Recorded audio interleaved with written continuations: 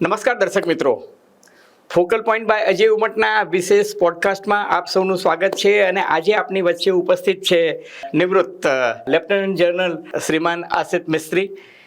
એમને ભારતીય સેનામાં તો એમનું અનન્ય યોગદાન છે જ, પરંતુ વિદેશ નીતિથી માંડીને જીઓ પોલિટિકલ ઇસ્યુઝ જે અત્યારે ખાસ કરીને ઉભરી રહ્યા છે મિસ્ત્રી સાહેબ, અને એમાં પણ શ્રીમાન ડોનાલ્ડ ટ્રમ્પ આપણા અમેરિકાના રાષ્ટ્રપ્રમુખ જે છે, યોગાનુયોગ એમને 1 વર્ષ હવે જ પૂરું થશે અને 1 વર્ષમાં એમને એટલું બધું તોફાન મચાવ્યું છે. ખાસ કરીને આ વર્ષની શરૂઆતમાં એમણે વેનેઝુએલા પર એટેક કર્યો અને ત્યાંથી એમના રાષ્ટ્રપતિને એમના શ્રીમતીને ઉપાડીને ન્યુયોર્ક લઈ આવ્યા. અને હવે એવું કહે છે કે ગ્રીનલેન્ડ જે છે એની પર પણ અમેરિકાનો કબજો હોવો જોઈએ.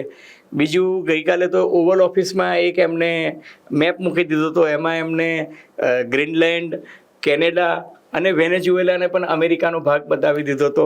તો આ બધું કરવા પાછળનું ઉદ્દેશ્ય શું છે? પ્રેસિડેન્ટ ડોનાલ્ડ ટ્રમ્પ શું કરે છે, ક્યારે કરે છે અને કેમ કરે છે એ તો કદાચ એ પોતે પણ નથી જાણતા, એવું ઘણા અમેરિકન એક્સપર્ટ્સનું પણ માનવું છે. યસ, પણ એક રીતના તમે જુઓ તો એક અંગ્રેજીમાં કહાવત છે કે there is some method in his madness. હા, તો I see a method in is madness. So there is some method, એટલે અમુક એમના જે સ્ટ્રેટેજિક ઇન્ટરેસ્ટ છે એને એચીવ કરવાની કોશિશ કરે છે અને એને લીધે એ આવું, અને એમનો જે એપ્રોચ છે એક ડિસરપ્ટિવ એપ્રોચ છે. રાઈટ, એટલે બધું હલાવી દેવાનું, આખી જે પ્રણાલી છે એને તમે હલાવી દો અને bring about a new kind of system, એ એવો એક પ્રયાસ છે. પણ એમાં જે એક્ઝિસ્ટિંગ સિસ્ટમ છે, જે વર્ષોથી સેટઅપ થયેલી ઇન્ટરનેશનલ ઓર્ડર છે, એ કેટલો બધો ડિસરપ્ટ થાય છે અને એના પરિણામ શું આવશે એ તુરંત નથી ખબર પડતા. It is a long term kind of. બરાબર છે મિસ્ત્રી સાહેબ, પણ તમે જુઓ કે યુનાઇટેડ નેશન્સના જે ચાર્ટર છે એનું તમે વાયોલેશન કરી રહ્યા છો. યુનાઇટેડ નેશન્સમાં સેકન્ડ વર્લ્ડ વોર પછી એક પ્રોટોકોલ નક્કી થયો હતો કે કોઈ પણ હેડ ઓફ ધ નેશન્સને આ રીતના તમે એનું, આ તો this is nothing but virtual kidnapping થઈ ગયું. બરાબર છે કે નહીં? આ એક પ્રકારનું કિડનેપિંગ થઈ ગયું. બીજું કે તમે કોઈ દેશમાં જઈને સીધો હુમલો જ કરી નાખો અને ત્યાં તખતો પલટ કરો. આપણે જોયું છે કે બાંગ્લાદેશમાં શું થયું, પાકિસ્તાનમાં શું થયું, નેપાળમાં શું થયું, બધી જગ્યાએ સત્તા પરિવર્તન, અત્યારે ઈરાનમાં પણ એ જ ચાલી રહ્યું છે. એટલે અમેરિકન તમને ફૂટપ્રિન્ટ જે છે, તમે કહું મેથડ ઇન મેડનેસ દરેક જગ્યાએ દેખાય છે. પણ હવે ગ્રીનલેન્ડ જે છે એ ગ્રીનલેન્ડ પર એ જે કબજો જમાવવાની વાત કરી રહ્યા છે, ગ્રીનલેન્ડને એક તબક્કે એમને ખરીદવાની પણ વાત કરી હતી. અને આ પહેલા અમેરિકી રાષ્ટ્રપ્રમુખ નથી કે જે ગ્રીનલેન્ડને ખરીદવાની વાત કરી રહ્યા છે. અગાઉ આપણે જોયું છે કે ભૂતકાળમાં 4 ભૂતપૂર્વ અમેરિકી રાષ્ટ્રપ્રમુખોએ પણ ગ્રીનલેન્ડને ખરીદવાની વાત કરી છે. તો ગ્રીનલેન્ડનું એવું સ્ટ્રેટેજિક વ્યૂહાત્મક મહત્વ શું છે? કારણ કે ગ્રીનલેન્ડ તો ડેનમાર્ક, કિંગડમ ઓફ ડેનમાર્ક પાસે એનો કબજો છે અને ગ્રીનલેન્ડના લોકો જે છે એ તો અમેરિકાને પોતાનું અલાયન્સ માને છે, નાટોનું એ સભ્ય છે. અને ગ્રીનલેન્ડમાં અમેરિકાના લગભગ 30 થી 50 જેટલા થાણા ભૂતકાળમાં હતા જ, જે એને કાળક્રમે પોતે ઓછા કરી દીધા. હવે એને ગ્રીનલેન્ડમાં એટલો રસ શું છે? કારણ કે નાટોના સભ્ય હોવાને નાતે ધારે ત્યારે ત્યાં થાણા ઊભા કરી શકે છે ને એના થાણા છે પણ ખરા. તો આ લશ્કરી દ્રષ્ટિએ અને વ્યૂહાત્મક દ્રષ્ટિએ વ્યૂહાત્મક રીતને તમે જુઓ તો આના 2-3 કારણો છે. સૌથી મોટું કારણ જે ગ્રીનલેન્ડનું લોકેશન છે, right, it confers very distinct military advantages, strategic advantages, જેની પણ પોઝિશનમાં ગ્રીનલેન્ડ હોય. ગ્રીનલેન્ડ એક લાર્જેસ્ટ આઇલેન્ડ છે દુનિયામાં. એનું જે ક્ષેત્રફળ છે એ લગભગ 21,56,000 સ્ક્વેર કિલોમીટર, ચોરસ કિલોમીટર છે. એટલે દર્શકોને આપણે કહીએ કે લગભગ દુનિયાના 117 દેશો કરતા એ એનું 6 જર્મની સમાઈ જાય એટલું મોટું એનું ક્ષેત્રફળ છે. અને ભારતની સાથે જો કમ્પેર કરો તો ભારતનું ક્ષેત્રફળ લગભગ 32 લાખ સ્ક્વેર કિલોમીટર છે. એટલે આપણાથી લગભગ 2/3 ભાગ જેટલો એનો એરિયા છે, એટલો મોટો એરિયા છે. ઉત્તરથી દક્ષિણનું તમે ડિસ્ટન્સ માપો તો લાંબામાં લાંબુ ડિસ્ટન્સ લગભગ 2700 કિલોમીટર છે. રાઈટ. અને પહોળાઈ જુઓ વેસ્ટ ટુ વેસ્ટ, એટલે પશ્ચિમથી પૂર્વ સુધી, તો એ પણ લગભગ 1100 કિલોમીટર જેટલું છે. એટલે બહુ વિશાળ પ્રદેશ છે પણ એમાં ખાલી 57,000 લોકો છે. બહુ જ ઓછી વસ્તી, બહુ એટલે ઓછી છે. હા, practically lowest density of population જે દુનિયામાં આખા કશે દુનિયામાં તમે કહી હોય. શકાય. હા, લગભગ 80% જે એરિયા છે ગ્રીનલેન્ડનો એ એક બરફની ચાદરથી ઢંકાયેલો છે. આખું હિમાચ્છાદિત છે. હિમાચ્છિત છે. એટલે લગભગ 80% એરિયા એવો છે કે જે બિલકુલ આઈસની શીટથી ઢંકાયેલો છે. એટલે એક રીતના જુઓ તો એ ફ્રેશ વોટરનું બહુ મોટું સોર્સ પણ છે. એક્ઝેક્ટલી. પણ હાલમાં જે ક્લાઇમેટ ચેન્જની અસરને લીધે એ બરફ ખાસો પીગળે છે, પીગળી રહ્યો છે, અને એને લીધે સી રૂટ નવા સી રૂટ બધા નવા શરૂ થઈ ગયા, અને નવા શિપિંગ રૂટ પણ શરૂ નવા થઈ. શિપિંગ રૂટ થઈ ગયા. ખાસ ગ્રીનલેન્ડની મહત્વ કેમ છે કે જે આર્કટિક સી છે એને પૂરી રીતના ડોમિનેટ કરે છે. આર્કટિક સી ઉપર બેઠેલું સૌથી મહત્વનું આઇલેન્ડ છે, અને દુનિયાનો સૌથી મોટો આઇલેન્ડ છે. અને જે રશિયાથી અમેરિકાનું કોન્ટિનેન્ટ છે એનાનું જે ડાયરેક્ટ તમે શોર્ટેસ્ટ ડિસ્ટન્સ જુઓ મેપ ઉપર, અને એ મેપ તમારે કયા મેપ જોવાનો, જે ગોળાકાર વાળો મેપ. એટલે આપણા દર્શકોને હું જસ્ટ આ તબક્કે કહું, જે મિસ્ત્રી સાહેબ વાત કહેવા માંગે છે, તમે મને you can correct me if I M wrong, કે તમે ફ્લેટ મેપ જુઓ તો એમાં જે ડિસ્ટન્સ દેખાય છે એ ડિસ્ટન્સ, અને તમે પૃથ્વીના જે ગોળાક જે ગ્લોબની દ્રષ્ટિએ જોવા જાઓ તો એ શોર્ટેસ્ટ ડિસ્ટન્સ છે. અને એમાંથી જે વ્યૂહાત્મક દ્રષ્ટિએ જોવા જઈએ તો એ ભાગ જે છે એ આ ગ્રીનલેન્ડમાંથી પસાર થાય છે. અને ન કરે નારાયણ, જો રશિયાથી કઝાકિસ્તાન થઈને જે અમેરિકા પર મિસાઇલ છોડે તો આ આઇલેન્ડ એક એવી સ્ટ્રેટેજિક વ્યૂહાત્મક જગ્યા છે કે જ્યાંથી એને એ મિસાઇલને આતરવાનો કમસે કમ 1 મિનિટનો ટાઈમ મળે. અને 1 મિનિટનો સમય હું માનું છું કે તમારા અસ્તિત્વને ટકાવવા માટે અને ભૂસી નાખવા માટે પર્યાપ્ત છે, ખાસ કરીને ન્યુક્લિયર મિસાઇલ હોય તો. અને એવું છે કે અમેરિકાનું જે કોન્ટિનેન્ટલ યુએસ જેને કહો, જી, આજ સુધી એની ઉપર ડાયરેક્ટ હુમલો નથી થયો. રાઈટ. હાલાકી 1941માં સેકન્ડ વર્લ્ડ વોર વખતે પર્લ હાર્બર ઉપર એટેક થયો હતો, પણ Pearl Harbour is not mainland US, બરોબર, it is part of Hawaii. Yes, એ જાપાનને.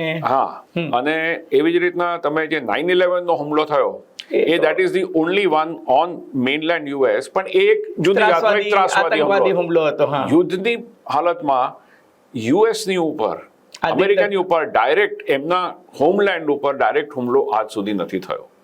પણ જો આ હુમલો કરવાનો હોય, અને જે રીતના રશિયા અને ચાઇના એક તરફ અને યુએસ અને પશ્ચિમ વચ્ચે જે રીતના પરિસ્થિતિ વણસી રહી છે, so you cannot rule out possibility of a conflict. Right. બરાબર, એવું નહીં કે યુદ્ધ થશે જ, પણ યુદ્ધની શક્યતાઓ આપણે 100% નકારી ના શકીએ. પેલું કહે છે ને, eternal vigilance is price of liberty. એટલે તમે એડવાન્સમાં અગમચેતી વાપરી અને તમે ત્યાં પોતાના, સાહેબ અમેરિકા તો એક એવો દેશ છે કે જેના થાણાઓ, લશ્કરી છાવણીઓ આખી દુનિયાભરમાં ગોઠવાયેલી જ છે. એટલે અમેરિકા એ રીતના એને આખા વિશ્વને એ રીતના મેપ કરી રાખ્યું છે કે જ્યાં એના થાણાઓ હોય અને બધી જ વસ્તુઓને આંતરી શકે, દુનિયાભરની મોનિટરિંગ કરી શકે. યક્ષ પ્રશ્ન એ છે કે એક યુદ્ધની દ્રષ્ટિએ અગમચેતી પૂરતું જ છે કે પછી એની નજર ત્યાં ખનિજોની જે ખાણ છે એના પર પણ છે, દરિયાઈ રૂટ પર ભવિષ્યમાં જે આપે જે વાત કરી કે શિપિંગ રૂટ નવા ખુલશે, કારણ કે આર્કટિકનો જે બરફ પીગળી રહ્યો છે ક્લાઇમેટ ચેન્જને કારણે, પર્યાવરણના જે અસંતુલન થઈ રહ્યું છે એને કારણે, એનાથી જે નવા દરિયાઈ રૂટ ડેવલપ થવાની જે વાત છે, એનાથી સુએઝ કેનાલનો જે આખો માર્ગ છે એને બદલે તમે મહિનાઓ સુધીનું ટ્રાવેલ ઘટાડીને શોર્ટેસ્ટ ડિસ્ટન્સ પર જઈ શકો. આ એક જે દરિયાઈ માર્ગ છે એના પર એક કંટ્રોલ પણ વ્યૂહાત્મક રીતે કરવા માંગે છે અમેરિકા. અને બીજું કે ત્યાં જે ખાણ ખનીજ જે છે એના પર પણ કબજો કરવો છે, ત્યાં એને ઓઇલ અને ગેસ પણ દેખાય છે. આ બધું પણ શું કારણ હોઈ શકે? આમાં જે ઓઇલ અને ખનીજનું છે ને, એક શક્યતા છે, તમે કમ્પ્લીટલી નકારી ના શકો, પણ એ સાથે I would also urge an degree of caution, કારણ કે હજુ સુધી કોઈ એવા પ્રૂવન રિસોર્સિસ ત્યાં નથી મળ્યા. રાઈટ. બરોબર. અને ત્યાં ખાણ ખોદવાનું બહુ જ મુશ્કેલ છે, કારણ કે કુદરતી પરિસ્થિતિઓ એવી છે કે ત્યાં ખાણકામ ના થઈ, આર્કટિક કન્ડિશન્સ છે, એટલે ખાણનું ખોદકામ કરીને ખનીજો કાઢવા એ બહુ જ મુશ્કેલ છે. અને એમાં કોઈ 100% શ્યોરિટીવાળા કોઈ એવું અસ્તિત્વ હજુ સુધી સાબિત નથી થયું કે ત્યાં આટલા બધા ખનીજો છે. થોડા રેર અર્થ વિશે પણ થોડુંક આવે છે ખબર, પણ એ પણ 100% ગેરંટીડ નથી. કારણ કે એક અહેવાલ જે મેં વાંચ્યો એમાં એવું કહે છે કે ત્યાં રેર અર્થ મેટલની તો સંભાવના છે, પણ એ ઉપરાંત કોપર છે, નિકલ છે, ગ્રેફાઇટ છે, ડાયમંડ છે, ગોલ્ડ છે, ટંગસ્ટન છે, આ બધી વસ્તુઓ જે છે એ હવે જ્યારે બરફ ઓગળી રહ્યો છે અને અમેરિકાના કેટલાક ઉદ્યોગપતિઓ, આપ જાણો છો કે અમેરિકામાં લોબીસ બહુ પાવરફુલ છે, અને અત્યારે જે માઇન અને મિનરલ લોબી જે છે એ માઇન અને મિનરલ લોબી જે છે they are investing in this part of country, અને એટલે જ અમેરિકા એવું કહે છે કે ત્યાંના જેટલા પણ સિટીઝન છે એને અમે અમેરિકન સિટીઝનશીપ આપી દઈએ અને અમને આ પ્રદેશ આપી દો. ઇટ ઇઝ પોસિબલ, એટલે I will not rule out, પણ આઈ વુડ સજેસ્ટ કે એ બહુ 100% હજુ સુધી એસ્ટાબ્લિશ નથી થયું કે ત્યાં આટલા બધા મિનરલ રિસોર્સિસ છે. અને રેર અર્થના પણ બીજી બધી જગ્યાએ પણ એટલી બધી જગ્યાએ શોધખોળ અને ખાણનું કામ ચાલુ થઈ ગયું છે કે Greenland may not be priority as far as rare earth is concern, right, પણ એનું જે સ્ટ્રેટેજિક વ્યૂહાત્મક રીતના જે છે એ સૌથી વધારે છે. કારણ કે જુઓ, રશિયાના જે નોર્ધન ફ્લીટ છે એ લોકોની નેવીની, એ બધી એ આઈસથી રિસ્ટ્રિક્ટ થઈ જાય છે, રાઈટ, એટલે ખાલી અમુક સમયમાં એ નોર્ધન ફ્લીટ્સ એમની એક્ટિવ થઈ અને ઉનાળાના સમયમાં એ એટલાન્ટિક ઓશિયનમાં આવીને અને યુરોપને અને યુએસને થ્રેટ કરી શકે. હવે કારણ કે ક્લાઇમેટ ચેન્જને લીધે આર્કટિકમાં પણ બરફ પીગળવાનો ચાલુ થયો છે, એટલે આ જે વિન્ડો છે જેમાં રશિયાની શિપ્સ અને સબમરીન્સ એટલાન્ટિક ઓશિયનમાં આવી શકે છે ફ્રોમ ધેર નોર્ધન ફ્લીટ, એ સમય વધતો જાય છે. એટલે the vulnerability of US and the west to a Russian incursion in Atlantic Ocean is increasing. અને રશિયાની ન્યુક્લિયર સબમરીન્સ, એટેક સબમરીન્સ અને સરફેસ શિપ્સ એ બધા એ લોકોના નોર્ધન ફ્લીટ ઉપર ખાસા કન્સન્ટ્રેટ કરેલા છે. એટલે આ એક મેઇન કારણ હોઈ શકે. અને બીજું જે શોર્ટેસ્ટ ડિસ્ટન્સ, જે મિસાઇલ રૂટ જે છે કે એરક્રાફ્ટનો રૂટ હોય એનો આ શોર્ટેસ્ટ રૂટ છે, અને એ મિસાઇલમાં તમારે એન્ટી બેલિસ્ટિક મિસાઇલ સિસ્ટમ જો વાપરવી હોય તો તમે ત્યાંથી વાપરો, તમે જેટલું આગળથી વાપરી શકો એટલું તમને એડવાન્ટેજ પણ મળે, અને બીજું કે અમેરિકા સેફ રહી શકે. એટલે આપે જે કહ્યું ને કે સર, જે તમે કહેલી વાતને થોડુંક દર્શકો માટે વિસ્તારીને કહું કે દાખલા તરીકે યુરોપથી કે રશિયાથી અમેરિકા જતો જે પણ વિમાની ટ્રાફિક છે એ ગ્રીનલેન્ડ પરથી જ જાય છે, કારણ કે એ ગોળાર્ધની જે નોર્થ પોલની ઉપર જાય છે, એટલે પૃથ્વીના ગોળાર્ધની દ્રષ્ટિએ તમે જુઓ તો એ તમને એક શોર્ટેસ્ટ ડિસ્ટન્સ મળે છે, જે આપણને ફ્લેટ નકશામાં તમે જુઓ એની કરતાં આ ટૂંકામાં ટૂંકું છે. પણ એ જ વસ્તુ તમે લશ્કરની દ્રષ્ટિએ જુઓ તો મિસાઇલ જે છે એ સ્પેસમાં જાય અને ત્યાંથી નીચે આવે તો એ ડિસ્ટન્સ પણ શોર્ટેસ્ટ છે. એટલે મિસાઇલ પણ જે છે એ વિમાનનો જ માર્ગ અપનાવશે, પણ એ સ્પેસમાં જઈને સ્પેસથી એટેક કરશે, અને ત્યાં તમને રોકવા માટે તમને આટલો લાંબો 2700 કિલોમીટર લાંબો અને લગભગ આપે કહ્યું તેમ પૂર્વથી પશ્ચિમ વચ્ચેનો 1100 કિલોમીટરનો એક તમને એક બિગેસ્ટ આઇલેન્ડ મળે છે બેઝ, જેનાથી તમે એની બેલેસ્ટિક મિસાઇલ રોકી શકો. પ્લસ સર આપે જે કહ્યું કે જે ન્યુક્લિયર સબમેરીન જે રશિયા લાવવા માંગે છે નોર્ધન સાઇડથી, એ સબમરીનને પણ રોકી શકે અને સાથોસાથ એની જે શિપ્સ છે એને પણ રોકી શકે, અને કોમર્શિયલ મર્ચન્ટ નેવીના વેહિકલ્સ જે છે એને પણ, વેસલ્સ જે છે એને પણ રોકી શકે. પણ સર સૌથી મહત્વની વાત એ છે કે આ માત્ર જો વ્યૂહાત્મક કારણસર જ હોય તો અમેરિકા પોતે નાટોનું મેમ્બર છે, અને નાટોના મેમ્બર હોવાના નાતે તમે ગ્રીનલેન્ડ પડાવી લેવાની વાત શું કામ કરો છો? કારણ કે ડેનમાર્ક જે છે જેની પાસે લગભગ 800 વર્ષથી આ પ્રદેશનો કબજો છે, અને ડેનમાર્ક એવું કહે છે કે ભાઈ અમે નેટોના સભ્ય છે, અમેરિકા પણ નાટોનું સભ્ય છે, તો યુરોપના બધા દેશોને તમે નારાજ કરીને પડાવી લેવાની વાત શું કામ કરો છો? અમેરિકા ત્યાં પોતાની છાવણીઓ ભૂતકાળમાં પણ હતી, બરાબર છે, પ્રથમ વિશ્વયુદ્ધ પછી એ લોકોએ આ બધી જગ્યાએ છાવણીઓ બનાવી હતી, તો અત્યારે પડાવી લેવાનું કારણ શું છે? થોડું પાછળ જઈશું. જી, જ્યારે શીત યુદ્ધ એટલે કોલ્ડ વોર જ્યારે પીકમાં હતી ત્યારે એક કોરિડોર, મેરીટાઈમ કોરિડોર કહે છે, એટલે સમુદ્રી કોરિડોર, જેને કહે છે કે ગ્રીનલેન્ડ, આઇસલેન્ડ, યુકે, ઓકે, એ એક રસ્તો બને છે, એક કોરિડોર બને છે, એને એક ગેપ કહે છે, મેરીટાઈમ ગેપ, GIUK ગેપ. એની ઉપર બહુ જ ધ્યાન કેન્દ્રિત કરતા હતા, કારણ કે આ ગેપના થ્રુ જે રશિયાની સબમરીન્સ છે એ આર્કટિક સીથી એટલાન્ટિક ઓશિયન તરફ આવી શકે. એટલે આ લાઇનને કંટ્રોલ કરવું બહુ જરૂરી છે સેફટી માટે, પ્રોટેક્શન માટે, for both US and UK and all the western European countries. એટલે આ ગેપની મહત્વતા છે. એટલે આ ગેપને તમારે કંટ્રોલ કરવું હોય તો ગ્રીનલેન્ડ તમારી પાસે હોવું જરૂરી છે. તો પછી સાહેબ આ ડોનાલ્ડ ટ્રમ્પનું ગાંડ પણ નથી જે તમારું, હા, એ ગાંડ પણ નથી, એ શાણ પણ છે થોડુંક. હા, એટલે કારણ કે એ પોતે સેફ રહેવા માંગે છે, અમેરિકાને સેફ કરવા માંગે છે. અમેરિકાને સેફ, અને કે બીજો કોઈ ના પકડી જાય. હા, કે જો ડેનમાર્ક ગ્રીનલેન્ડનો એટલું બધું મિલિટરી કંટ્રોલ કરી શકે એમ નથી. નેટો પાસે પણ એટલી મિલિટરી તાકાત એકચ્યુઅલી છે નહીં. નેટો પોતે જ કમ્પ્લીટલી અમેરિકાની ઉપર પોતાની નભે છે. એટલે આ પરિસ્થિતિમાં કઈ રશિયા કે ચાઇના ધાપ મારી અને ગ્રીનલેન્ડનો કબજો કરી લે, બરોબર, અથવા તો એટલે પૂરો કબજો ના કરે પણ પોતાના સેન્સર્સ ત્યાં સેટઅપ કરી લે કે કોઈ એવા સ્ટેશન્સ એસ્ટાબ્લિશ, મોનિટરિંગ સ્ટેશન્સ કરી દે, તો એનો કંટ્રોલ પ્રેક્ટિકલી તમારા હાથમાંથી જતો રહ્યો. એટલે it is not only to gain your control, it is also to deny prevent somebody else. Sir, એટલે જે ડોનાલ્ડ ટ્રમ્પ એવું કહે છે કે જો હું અહીંયા કબજો નહીં કરું તો ચીન અથવા રશિયા ગ્રીનલેન્ડ પર આવીને બેસી જશે અથવા તો બેસી શકે, અને મને આવા પડોશીઓ ગમતા નથી, એટલે કે હું આનો કબજો કરવા માંગુ છું. બરાબર છે. હવે તમે આ જે કરો છો એનાથી નાટો સાથે સીધા સંઘર્ષમાં અને ઘર્ષણમાં ઉતરો છો, અને યુરોપિયન યુનિયનના કેટલાક સભ્યો એવું કહી રહ્યા છે કે જો અમેરિકા અહીંયા આ રીતે કબજો કરશે તો નાટો જે છે એનો અંત આવી જશે. એ કેટલું સાચું? આ બહુ અગત્યનો સવાલ છે, અને તમે નાટોનું થોડું બેકગ્રાઉન્ડ સમજવું જરૂરી છે. હંમેશા કોઈ વાર આપણે આગળનું વિચારવું હોય તો પહેલા ભૂતકાળ સમજવું જરૂરી છે, એક પર્સપેક્ટિવ જોઈએ. સો નાટોનું ગઠન કેવી રીતના થયું હતું?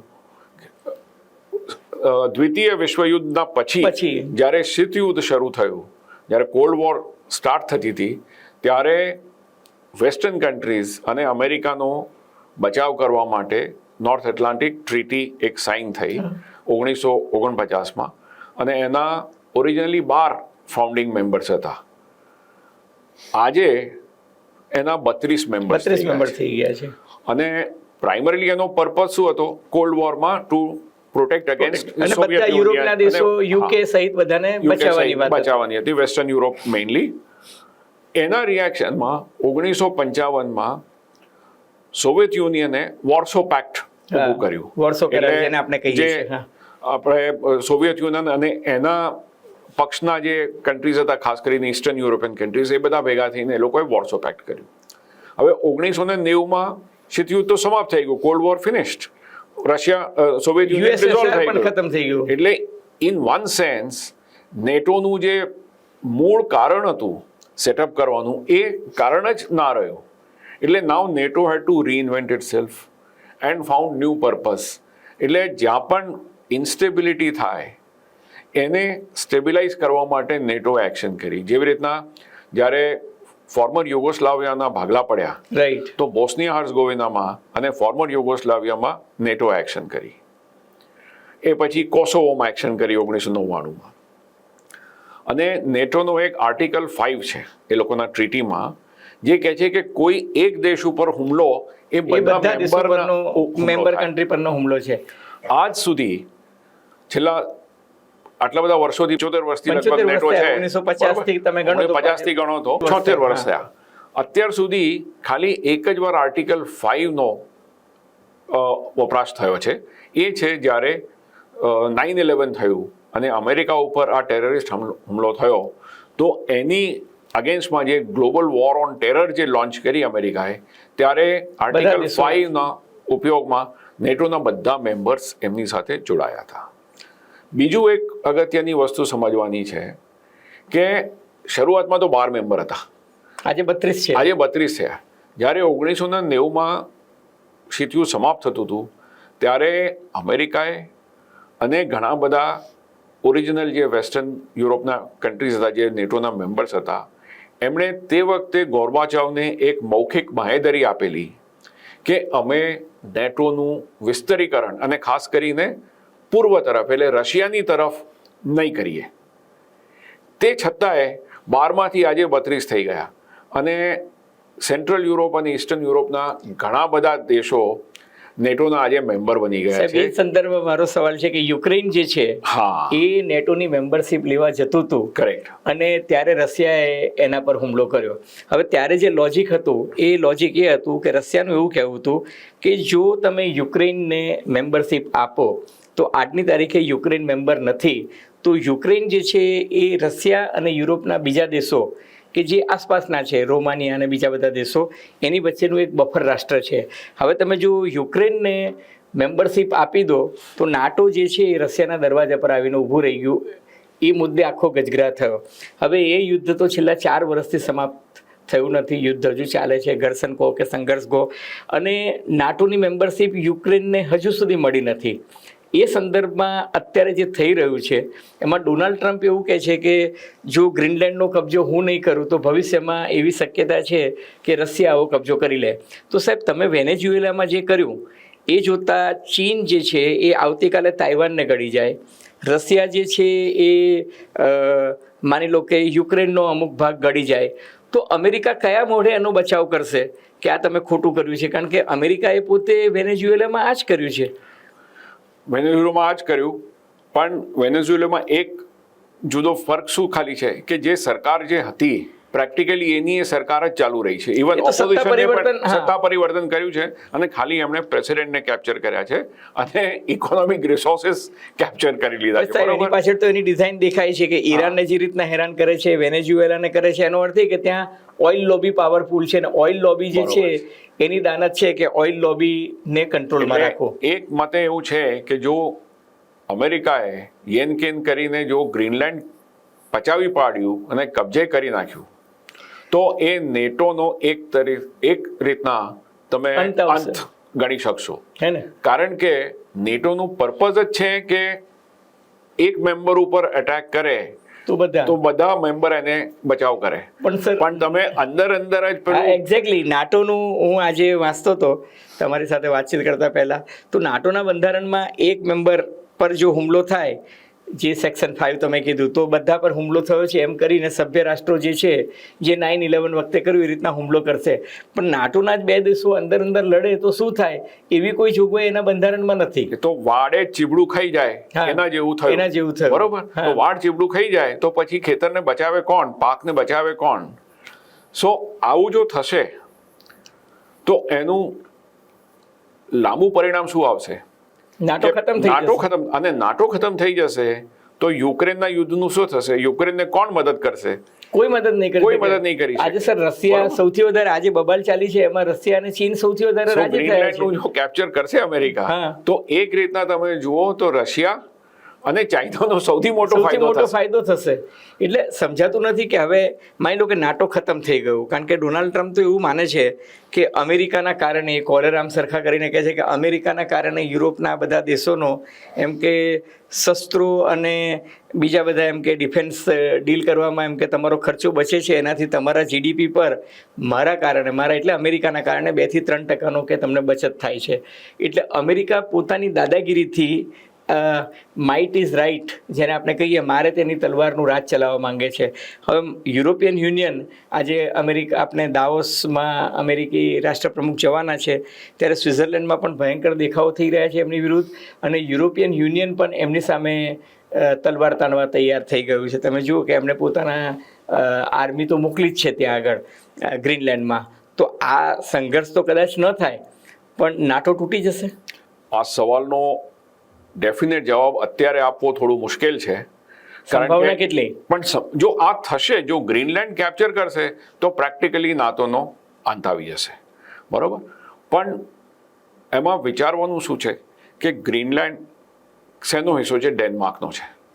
ડેનમાર્કનો એક પાર્ટ છે. બરોબર? ડેનમાર્કે એને સ્વાયત્તા આપી છે. એ લોકોનું ઇન્ટરનલ એના કોન્સ્ટિટ્યુશન પ્રમાણે આપેલી છે. અને ગ્રીનલેન્ડના લોકો એવું જ કહે છે કે અમે તો ડેનમાર્ક સાથે રહેવા માંગીએ છીએ, અમેરિકા સાથે નથી જવા માંગતા. હવે ડેનમાર્ક નેટોનું તો મેમ્બર છે, એ ઈયુનું યુરોપિયન યુનિયનનું પણ મેમ્બર છે. યસ. એટલે હવે યુરોપિયન યુનિયનની શું પોઝિશન હશે આ મુદ્દે? એ લોકોએ બધાએ જે પ્રમાણે સ્ટેટમેન્ટ્સ આપ્યા છે, ચાહે પ્રાઇમ મિનિસ્ટર સ્ટામર હોય કે પ્રેસિડેન્ટ મેક્રોન હોય, એ બધાએ એની અગેન્સ્ટમાં સ્ટેટમેન્ટ આપ્યા છે. ઇવન પ્રેસિડેન્ટ મેક્રોને તો જે પેલું બોર્ડ ઓફ પીસમાં જોડાવાનો પણ ઇનકાર કર્યો છે. પણ એ ટેરિફથી દરેકને ધમકાવે છે કે તો હું તમને 200% ટેરિફ નાખી દઈશ. તો ટેરિફનું વેપનાઇઝેશન ઓફ ટેરિફ જે છે એ કેટલું ઉચિત છે? વેપનાઇઝેશન ઓફ ટેરિફ ઉચિત તો નથી, પણ એ એક સત્ય હકીકત છે કે આજના જમાનામાં શું થયું હતું કે at the end of cold war globalisation એટલું થયું કે તમારી ઇકોનોમિક ઇન્ટરડિપેન્ડન્સ બધા કન્ટ્રીની એટલી બધી વધી ગઈ છે કે હવે today you can use tariffs and economic agreements as a matter of policy, state policy, અને શક્તિના પ્રદર્શન માટે તમે યુઝ કરી શકો. એટલે કોઈને જબરજસ્તી કરવા માટે પણ તમે એનો પ્રયોગ કરી શકો, ટેરિફનો ઉગામી શકો. બરોબર? કારણ કે ઇન્ટરડિપેન્ડન્સ એટલી બધી વધી ગઈ છે. અને આપણા માટે આમાં શીખવાનું શું છે? યુરોપે કેટલા વર્ષોથી, છેલ્લા 30-40 વર્ષોથી પોતાની જે સિક્યોરિટી છે એ યુરોપ અમેરિકાને ગીરવે મૂકી. બરોબર? એમણે પોતાના લશ્કરનું ડેવલપમેન્ટ કર્યું નહીં. Minimum amount of defence expenditure કરતા હતા. એટલે આજે અને બિલકુલ એમની જે ઇકોનોમી છે એ અમેરિકા જોડે એટલી બધી જોડાઈ ગઈ છે કે અમેરિકા આ દાગદમથી એમને આપી શકે છે. અમેરિકા એનો બાર્ગેનિંગ તરીકે ઉપયોગ કરે છે, બાર્ગેન તરીકે યુઝ કરે છે. બરાબર? ભારત જે છે, હવે ભારત જે છે એની વિદેશ નીતિમાં તમે જોવા જાઓ તો આપણે અમેરિકા તરફી છે, રશિયા તરફી છે, ચીન તરફી છે, એ સમજાતું નથી. એટલે એ સંદર્ભમાં ભારતે એમાં પદાર્થપાઠ શું શીખવા જેવો છે? એમાં તો ભારતે બહુ જ આપણો તો પોઝિશન અત્યારે બહુ જ સાચી સાબિત થાય છે. આપણે તો મલ્ટી અલાઇનમેન્ટમાં વિશ્વાસ રાખીએ છીએ. બરોબર?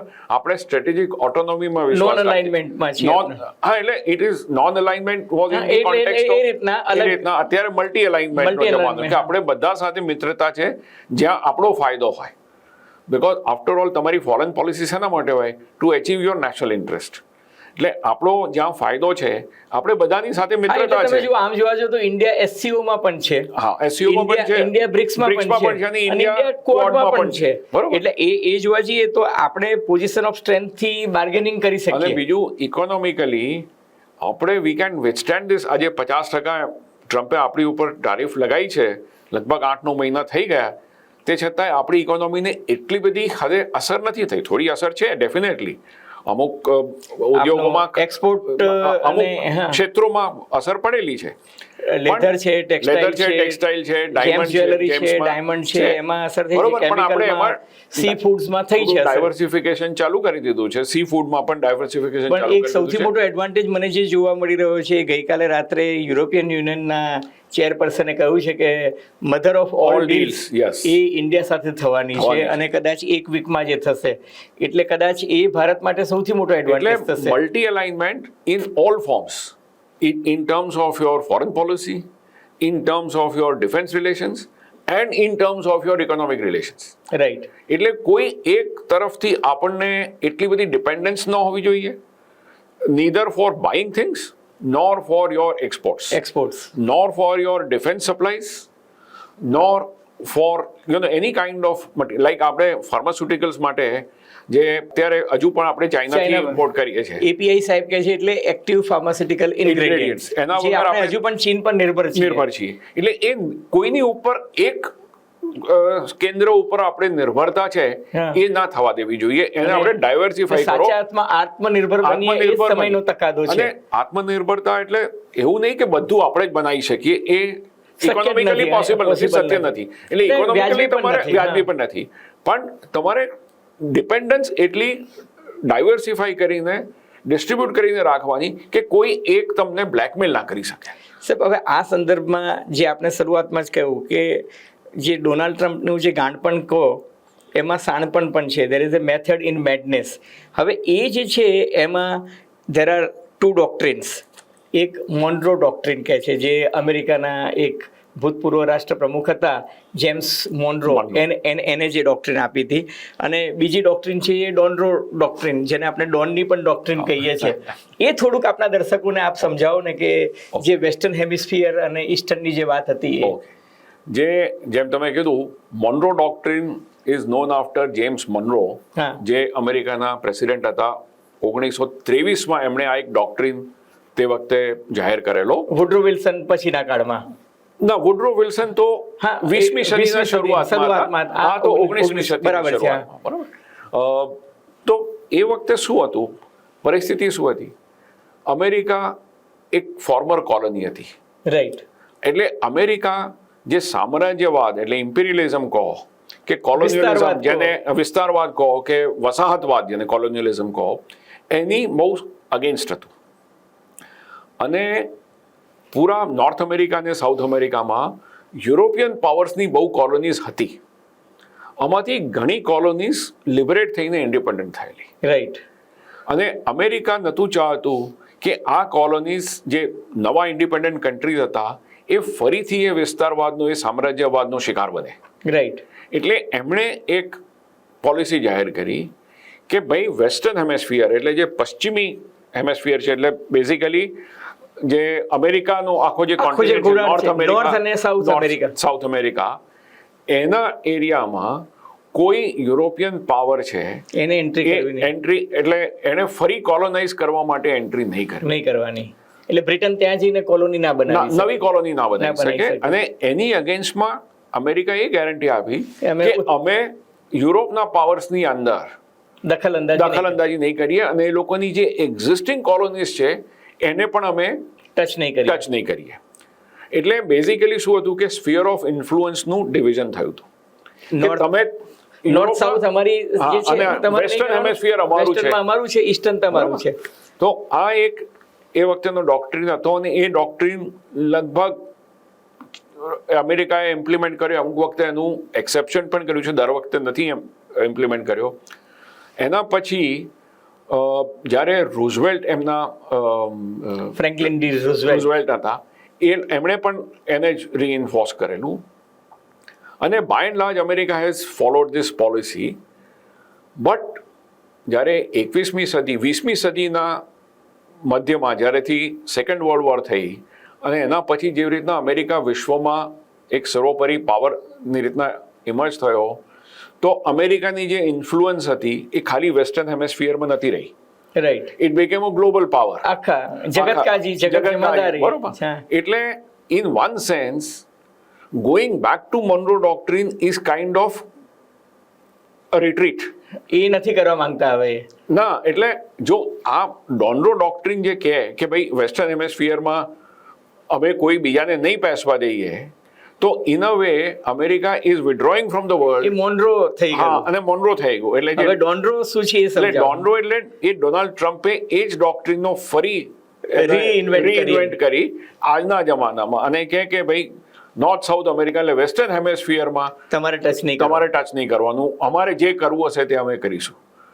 પણ એક રીતના એ is reiterating the Monroe doctrine in the modern sense, પણ in a way it is a withdrawal of US power. But from global responsibility, US is going back. એ તમે જુઓ કે એ માત્ર આ જોગ્રાફિકલી તમે જુઓ કે જીઓપોલિટિકલી કરે છે એટલું જ નહીં, એને ઘણી બધી સંસ્થાઓને જે અમેરિકા સહાય આપતું હતું, યુએસ એઇડ, એ ઘણી બધી જગ્યાએથી એને બંધ કરી દીધી. એક સાથે 76 સંસ્થાઓને જે યુએસ ફંડ હતું, યુએસ એઇડેડ ફંડ હતું, એ બધું જ બંધ કરી દીધું. એટલે એ કરવા શું માંગે છે? એટલે જે મલ્ટીલેટરલિઝમનો જે કોન્સેપ્ટ છે કે જે કલેક્ટિવ સિક્યોરિટી અને collective welfare of the world, જે કોન્સેપ્ટ જે તમે પ્રેસિડેન્ટ વુડરો વિલ્સનની વાત કરી ને, એ 20મી સદીના શરૂઆતમાં એમણે એ કોન્સેપ્ટ એકચ્યુઅલી આપેલો અને જેનાથી at the end of world war 1 જે લીગ ઓફ નેશન્સ સેટઅપ થઈ હતી. એ અખતરો ખેર ફેલ ગયો, પણ એ અખતરાનું જ્યારે હેતુ સારો હતો અને એ અખતરાનું બેઝ લઈ અને તમે વર્લ્ડ વોર 2ના અંતે યુનાઇટેડ નેશન સેટઅપ કરી. બરોબર. છેલ્લા 60-70 વર્ષથી યુનાઇટેડ નેશન્સ ખાસું ઇફેક્ટિવ રહ્યું છે, 100% નહીં પણ ઘણી રીતના તો ઇફેક્ટિવ રહ્યું. હવે યુનાઇટેડ નેશન્સ કેટલું ઇફેક્ટિવ રહે એ મેમ્બર નેશન્સની ઉપર નિર્ભર કરે છે. પણ હવે છેલ્લા 3-4-5 વર્ષમાં જે થઈ રહ્યું છે, એક રીતના એ મલ્ટીલેટરલિઝમ કોન્સેપ્ટનો અંત લાવવાની એક કોશિશ છેદ ઉડાડે છે સાહેબ, કારણ કે તમે કહ્યું ને નાટોનો કદાચ અંત આવશે જો ડોનાલ્ડ ટ્રમ્પ પોતાની જીત કે જક્કી વલણ અપનાવશે, તો મને સાથોસાથ એવું પણ લાગે છે કે સંયુક્ત રાષ્ટ્ર સંઘ જે છે એનો પણ એક હાથમાં બોલાવી દેશે, કારણ કે ગાઝાપટ્ટીમાં અત્યારે જે પોતે કરવા જઈ રહ્યા છે એને યુનાઇટેડ નેશન્સની સ્વીકૃતિ તો છે જ નહીં, તો લેજિટિમેસી ક્યાંથી આવશે? એ પોતે જ પોતાની પીસ કમિટી બનાવે છે અને એમાં પોતે જ મેમ્બર્સ નક્કી કરે છે, અને ફ્રાન્સના પ્રેસિડેન્ટ જો જોડાવાની ના પાડે તો ફ્રાન્સની ઉપર ટેરિફની ધમકી આપે છે કે હું ફ્રાન્સના શેમ્પેન પર 200% નાખીશ, 500% નાખીશ. તો આ વેપનાઇઝેશન નથી તો શું છે? બિલકુલ છે. અને પ્રેસિડેન્ટ ટ્રમ્પ તો યુએનની અગેન્સ્ટમાં છે જ, ઘણા વખતોથી પહેલેથી જ છે. એને તો પેરિસ એગ્રીમેન્ટ તોડી નાખ્યું, ક્લાઇમેટ ચેન્જ તોડી નાખ્યું, જે એગ્રીમેન્ટ છે એમાંથી જે ટ્રીટી સાઇન કરેલી છે એમાંથી એ વોકઆઉટ કરે છે. અને છેલ્લા 10 દિવસ પહેલા એમણે 60 એવા ઓર્ગેનાઇઝેશન્સ છે જે મલ્ટીલેટરલ ઇન્ટરનેશનલ ઓર્ગેનાઇઝેશન છે એમાંથી એમણે અમેરિકાને વિથડ્રો કરી લીધું. યુએન નું જે બજેટ છે એમાંથી 22% જે કોન્ટ્રીબ્યુશન છે એ અમેરિકા તરફથી આવવાનું છે. અમેરિકાએ એમનો પોતાનો હિસ્સો આપવાનું જ બંધ કરી દીધું છે. એ તો કહે છે ને કે યુનાઇટેડ નેશન્સ, એટલે અત્યારે હાલત એવી છે કે જે યુનાઇટેડ નેશન્સના પીસ કીપિંગ મિશન્સ છે એમને ચલાવવાનું પણ ફંડ નથી યુએન પાસે, અને ઘણા બધા peace keeping missions scale down કરે છે, વિડ્રો થઈ રહ્યા છે. એટલે હાલત એટલી ખરાબ છે કે એ તમે જો મીઠાઈમાં તમે જેટલું ઘી નાખો મીઠાઈ એટલી સારી થાય, ખાંડ નાખો એટલું ગળ્યું થાય. હવે તમે ખાંડ જ ના નાખો તો પછી મીઠાઈ કેવી રીતના બને? તો સાહેબ તમે મને કહો કે આપણે જે આ ચર્ચા કરી એ ચર્ચાના સંદર્ભમાં તમને એવું લાગે છે કે હવે નવો વર્લ્ડ ઓર્ડર એસ્ટાબ્લિશ થવાની દિશામાં કંઈ થઈ રહ્યું છે? વેનેઝુએલાથી એને શરૂઆત કરી છે, ગ્રીનલેન્ડની વાત કરે છે, એવું કહે છે કે ક્યુબા જે છે એમાં કે હું લશ્કરી કાર્યવાહી કરી શકું, કોલંબિયા પોતાની જાતે ખતમ થઈ જશે, મેક્સિકોને પણ એ દાટી આપે છે, કેનેડાને પોતાના મેપનો ભાગ બતાવી દે છે. આ રીતના શું ડોનાલ્ડ ટ્રમ્પ શું સિદ્ધ કરવા ઈચ્છે છે? ડોનાલ્ડ ટ્રમ્પ પહેલા મેં શરૂઆતમાં કીધું ને કે એ પોતે પણ નથી જાણતા, અને ક્યારે શું બીજો એક પાછો એક વર્ડ ચાલે છે ને ટેકો, ટ્રમ્પ ઓલવેઝ ચિકન સાઉથ, શું ક્યારે પલટી મારીને બદલી લે છે યુટર્ન મારે એ પણ ખબર નથી. પણ હાલની પરિસ્થિતિ પ્રમાણે એક નવો વર્લ્ડ ઓર્ડર તો ડેફિનેટલી ઇમર્જ થાય છે, પણ વર્લ્ડ ઓર્ડર ઇમર્જ થતા ઘણો સમય લાગે છે. એ તો એટલા જલ્દી નહીં ખબર પડે એની પરિભાષા, પણ ડેફિનેટલી એટલી વસ્તુ તો છે જ કે યુએસ અને China continue two remain the primary main powers, but there are 5-6 બીજા એવા પાવર્સ છે કે જે નેક્સ્ટ રંગ ઓફ પાવર. સો આ તમે 6-7 પાવર સેન્ટર્સ ગણો તો ઓલરેડી એક મલ્ટીપોલર વર્લ્ડ તો ઇમર્જ થઈ રહ્યું છે. એ જે બહુસ્તરીય વિશ્વ છે જેની વાત આપ કરો છો, હવે રશિયાએ ગઈકાલે જાહેર કરી દીધું છે કે અમને ગ્રીનલેન્ડમાં કોઈ રસ નથી. એટલે રશિયાએ શું મોટો સ્ટેટમેન્ટ આપ્યું. ચીન બહુ જ ચાલાક છે, ખંદુ છે, ચીન કશું બોલતું જ નથી. પણ તમે જુઓ કે ચીને જે રીતના કેનેડા સાથે ટ્રેડ ડીલ કરી નાખ્યું, ચીન યુરોપ સાથે કરી રહ્યું છે, અને રશિયા પણ પોતાની વગ વધારી રહ્યું છે. બ્રિક્સની અંદર ડી-ડોલરાઇઝેશનની જે વાત ચાલી રહી છે, કરન્સી જે છે અમેરિકન કરન્સીને ખતમ કરવાની વાત ચાલી રહી છે, અથવા તો ડોલર પરનું જે અવલંબન જે છે એ ઘટાડવાની વાત ચાલી રહી છે. અને એ તમને દેખાઈ રહ્યું છે કે ક્રિપ્ટો કરન્સી કે બીજી કરન્સી જે પીક પર 125 પર હતી, 1,25,000થી ત્યાંથી 92,000 પર આવી ગઈ છે, અને સિલ્વર અને ગોલ્ડ જે મેટલ જે છે એ અત્યારે ઉપર જઈ રહ્યું છે.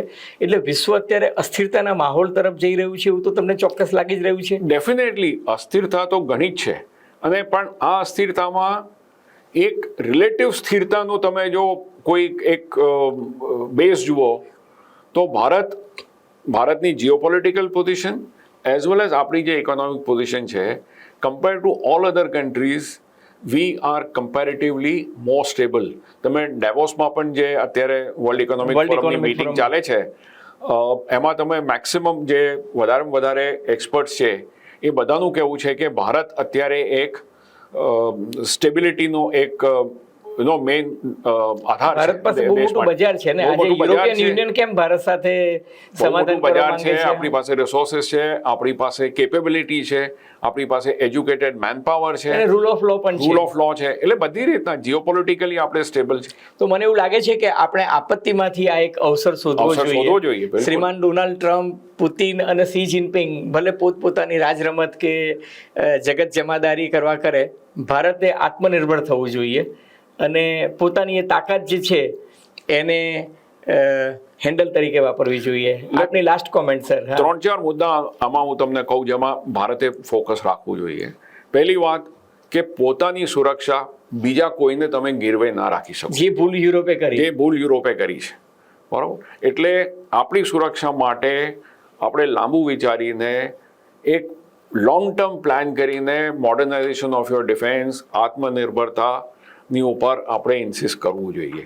આપણે આપણો બજેટનો 2.5-3% ભાગ આપણે ડિફેન્સ બજેટ માટે ડેફિનેટલી એલોટ કરવો જોઈએ. બીજું, ટ્રમ્પની સરકાર જોડે એક રિલેશનશિપ છે, પણ આપણે યુએસ એઝ અ કન્ટ્રીની રિલેશનશિપ એ લાંબા સમયની છે. એ પીપલ ટુ પીપલ જે છે, પીપલ ટુ પીપલ ને country to country to country છે. હા, જ્યારે અમેરિકાના જે કોન્સ્ટિટ્યુશન પ્રમાણે ટ્રમ્પ ખાલી 2 વાર પ્રેસિડેન્ટ બની શકે, ઓલરેડી સેકન્ડ ટર્મ છે, અનલેસ કે એટલું બધું આપો કરીને એમનું કોન્સ્ટિટ્યુશન બનીને ત્રીજી વાર આવી શકે, અઘરું લાગે છે, બરોબર. કારણ કે એમાં એવું છે કે એનું પણ અપ્રુવલ રેટિંગ ત્યાં ઘટી રહ્યું છે. અને જો આ નવેમ્બરમાં જે લોકોના મિડ ટર્મ ઇલેક્શન છે, જો એમાં જો રિપબ્લિકન પાર્ટીની મેજોરિટી કોંગ્રેસમાંથી જતી રહેશે તો જે અમેરિકન એમાં એ લોકો લેમડક પ્રેસિડેન્ટ કહે છે. હાલાકી પ્રેસિડેન્ટ ટ્રમ્પ માનસિક રીતે એવા છે કે જે કોઈ દિવસ બિહેવ નહીં કરે, પણ તે છતાંય એમની ઉપર ઘણો અંકુશ આવી જશે. એટલે આપણે જે સ્ટ્રેટેજિક થોડી પેશન્સ છે એ રાખીને ધીરજ રાખવી જોઈએ અને ડીલ કરવાનું. અને અત્યાર સુધી આપણે કોઈ કમેન્ટ નથી કરતા, પણ આપણે આપણું જે પોઝિશન છે એમાં પણ બાંધછોડ નથી કરી, બરોબર. તમે ટ્રેડ ડીલ નથી સાઇન કરી, ના કરશો, પણ આપણી જે બોટમ લાઈન છે બીજા રસ્તા ખોલીએ છીએ. સો એ એક ધીરજ રાખીને જે બેસ છે એ ચાલુ રાખવાનો, ધૈર્ય રાખવાનું અને લાંબુ વિચારવાનું. ત્રીજું, આપણે ડાયવર્સિફાઈ કરવાનું બધી રીતના. અને બાકી જો આગળ શું થાય છે. હું હંમેશા કહું છું કે આગે આગે દેખો હોતા હૈ ક્યા. મિત્રો, તમને ફોકલ પોઈન્ટ બાય અજય ઉમટનો આ એપિસોડ એક પોડકાસ્ટના સ્વરૂપે વિશેષ રજૂઆતના સંદર્ભમાં લેફ્ટનન્ટ જનરલ આસિત મિસ્ત્રી સાહેબ સાથે ગમ્યો હોય તો મહેરબાની કરીને લાઇક કરજો, શેર કરજો, સબસ્ક્રાઇબ કરજો. અને આપ શું માનો છો ગ્લોબલાઇઝેશનના આ માહોલમાં ડોનાલ્ડ ટ્રમ્પની નીતિ રીતિ અને આવનારા દિવસોમાં શું થશે? તમારી ટીકા ટિપ્પણી, અવલોકનો, અનુમાનો અમને ગમશે. ધન્યવાદ, ખૂબ ખૂબ આભાર.